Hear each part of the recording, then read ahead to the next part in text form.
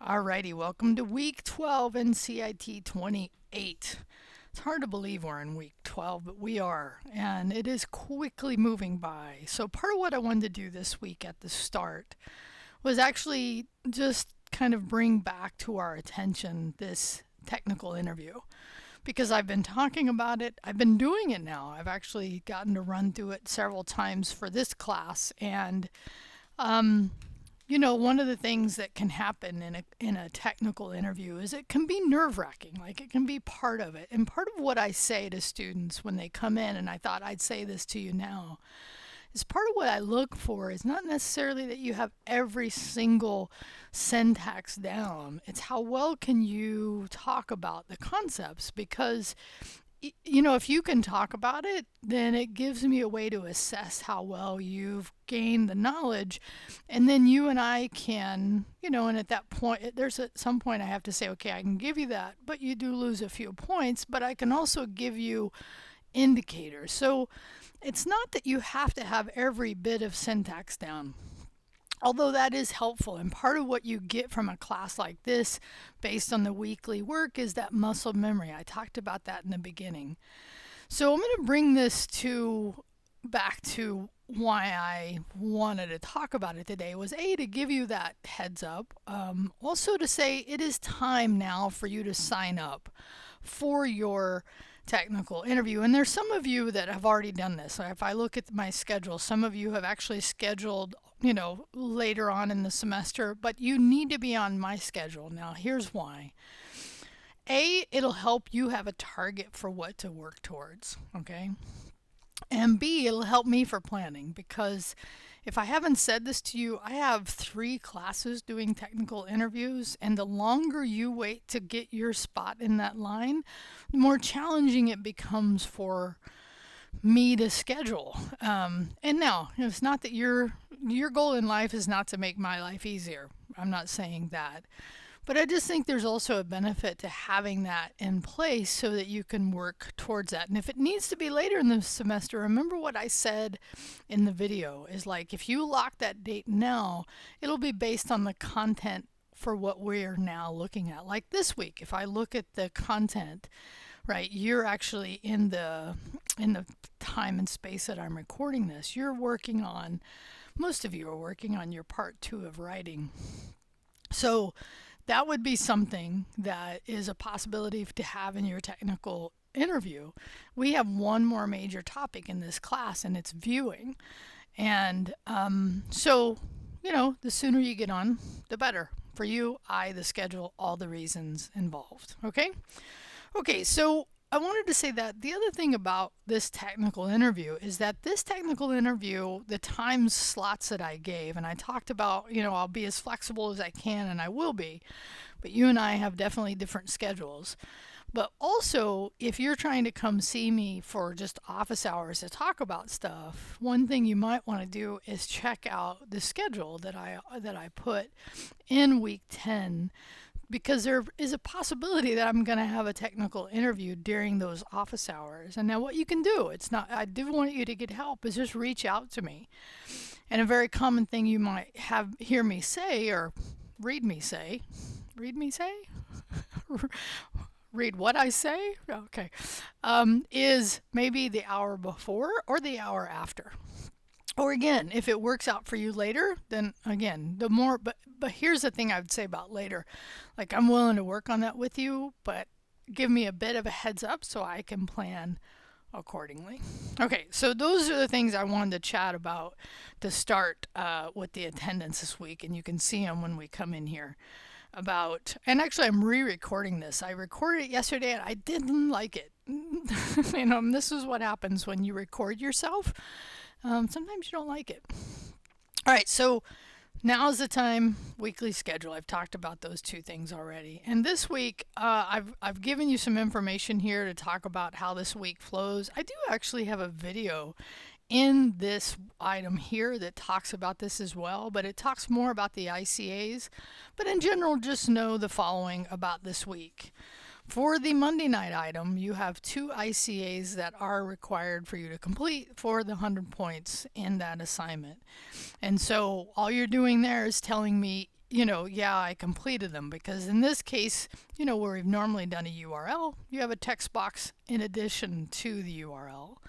So why in addition to? Because you can either submit that assignment by the due date and say, yeah, I completed the ICAs, or you can complete the ICAs and take a run, maybe complete, maybe just for me to review for the problem set. Which, by the way, if you haven't completed, tell me how far you got. Now I can see that in your work, but I can at least give you some feedback there.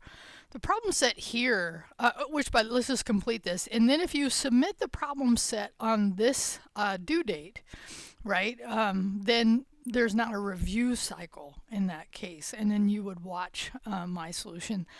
I really had fun with this one. And again, for those of you in cyber, this one should hit close to home. Okay?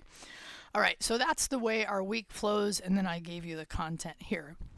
What I wanted to have you do this week for points was, when I went through and at the beginning of the semester, I talked about how I reviewed the different database platforms and chose a particular one. I had chosen SQLite before I actually went and chose the Harvard course, the Harvard Extension course, the CS50. And it was great. It confirmed what I'd already found about SQLite, that it's very, very popular, and actually more popular and attainable. It's relatively, especially with CodeSpace, it's easy to get. You don't have to install anything. If you do want to install something locally, you can. But there are a lot of reasons. So I thought what we'd do is kind of do a little bit of a more, not deep dive, but a little more information about how popular is SQLite 3. So what I've provided here, and I've given a language warning. Like, language warning is that there's some bad language in this video. But if you can kind of let that, if that bothers you, then you have other options. You do not have to watch that video.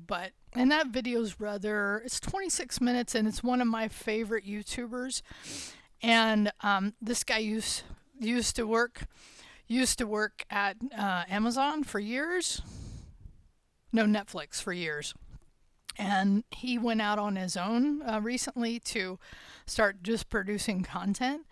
So he, in this video, talks about all things SQL, like it's open sourced. Oh, I didn't mean to click on it here. It's open sourced. If you don't know what open source is, it's basically when a group of people get together, create software, offer it out for free based on a particular license. And if you don't know about open source, you really need to, because open source is an important part of being in the technical area, understanding what it means, being able to understand when you should use it and when you should not.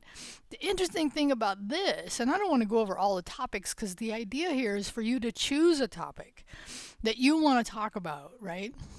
But it's actually, generally, open source projects are maintained by quite a large group, but in this case, it's a very small group, and it's a really big product. So it's really kind of mind-blowing in a way that such a small group has created a product that is so commonly used.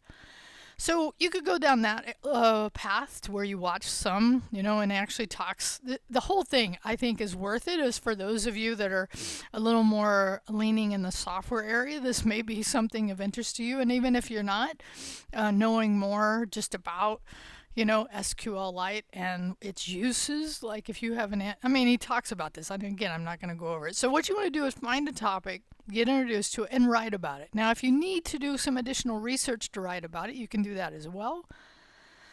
So the other pathway, so that'd be one. Watch the video, choose a topic, talk about what you learned, or do some additional research about that topic if you want.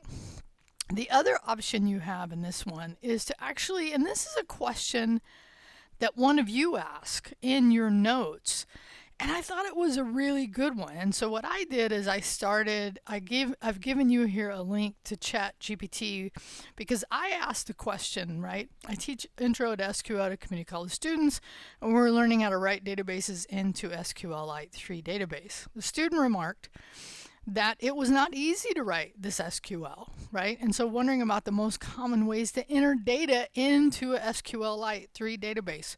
Such a great question, because it's true.